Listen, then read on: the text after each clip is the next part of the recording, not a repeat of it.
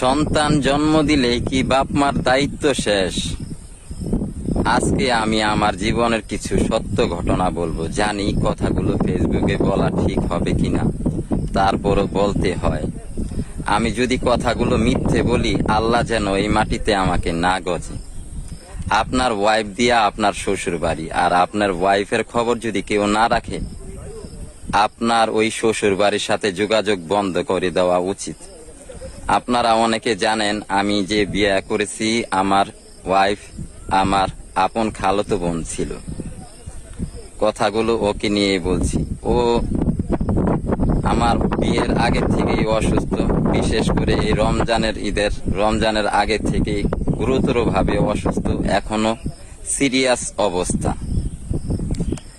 আমার ওয়াইফ এখনো মাঝে মাঝে কান্না করে যে আমার স্বামী আমারে যা খাওয়ায় অনেক ভালো খাওয়ায়। খাওয়ানোর জন্য তো আমি কেউর বাসায় যাইতে চাই না, কেউর কাছে বলি না আমারে খাবার দিয়া যাও। ওরা কি আমার খোঁজ খবরটা নিতে পারে না। এই সমস্যার মূল হলো, আমি যে বাসায় থাকি, আমার সম্বন্ধী প্লাস খালাতো ভাই তার বাসায়, তার সাথে আমার শ্বশুর বাড়ির তাদের সাথে খুবই একটা খারাপ সম্পর্ক। তো ওই সম্পর্কের কারণে তারা কেউ এই বাসায় আসে না।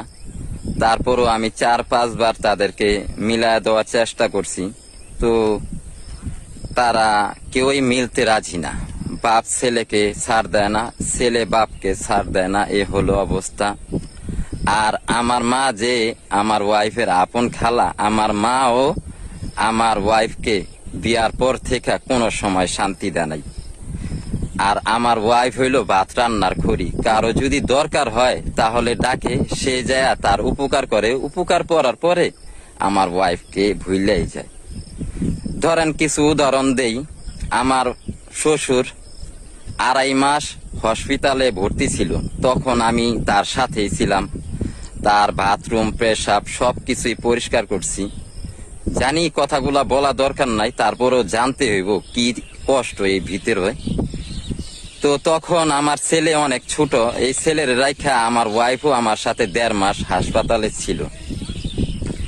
তারপরে ধরেন আমার জ্যাঠাইশ গাবেরপাড়া থাকে, আপনারা জানেন, সেও হাসপাতালে ভর্তি ছিল। আমার ছেলে তখন আরো ছোট ছিল, তখন তার সাথে 11 দিন ছিল হাসপাতালে, বেগুনবাড়িয়া। তারপরে আমার মা যদি কোনো সময় অসুস্থ হয়ে যায়, আমার মারও সেবা যত্ন করার জন্য আমার ওয়াইফে যায়। আমার শাশুড়ি যদি কোনো সময় অসুস্থ হয়ে যায়, সবাইয়ের ব্যাপারটাই বললাম। তো সবাই জানে আমার ওয়াইফ খুবই গুরুতর অসুস্থ। তো তারা মনে করে কি দায়িত্ব শেষ, ঠিক আছে। তো কথাগুলো এই কারণেই বললাম, ওর অবস্থা খুবই সিরিয়াস। আপনারা সকলে ওর জন্য দোয়া করবেন। এই এলাকার সকলেই জানে, কোনোদিন 2-3 বারও হাসপাতালে নিয়ে যাইতে হয়। রাত্রে 12টার পরও হাসপাতালে নিয়ে যাইতে হয়। যখন ওর বুকে ব্যথা ওঠে, তখন হাইটা যাওয়ার মতন অবস্থা থাকে না।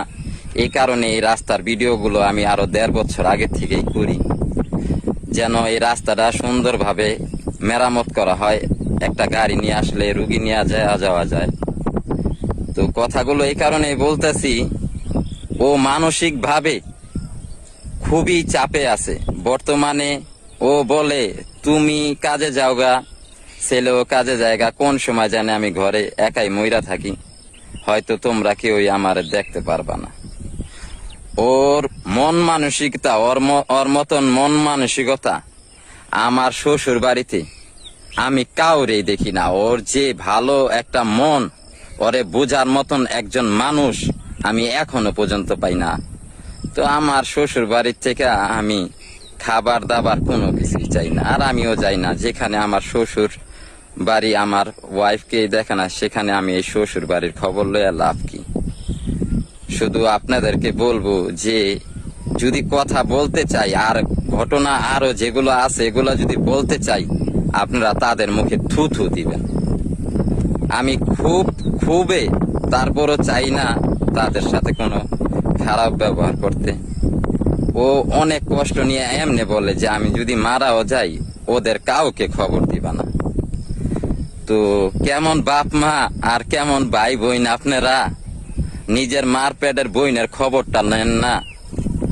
আর কেমন বাপ মা, আপনি এখানটা যান আসেন, আপনার ভাইরে দেখা যান বা অন্য মানুষে দেখেন, ঠিক আছে, আপনারা আপনার সন্তানকে দেখার সময় পান না। আমি ওরে বলি সব সময়, তুমি এই দুনিয়ায় কষ্টে আছো, কিন্তু আমি বিশ্বাস করি এবং দোয়া করি তুমি আখিরাতে অবশ্যই শান্তি পাইবা।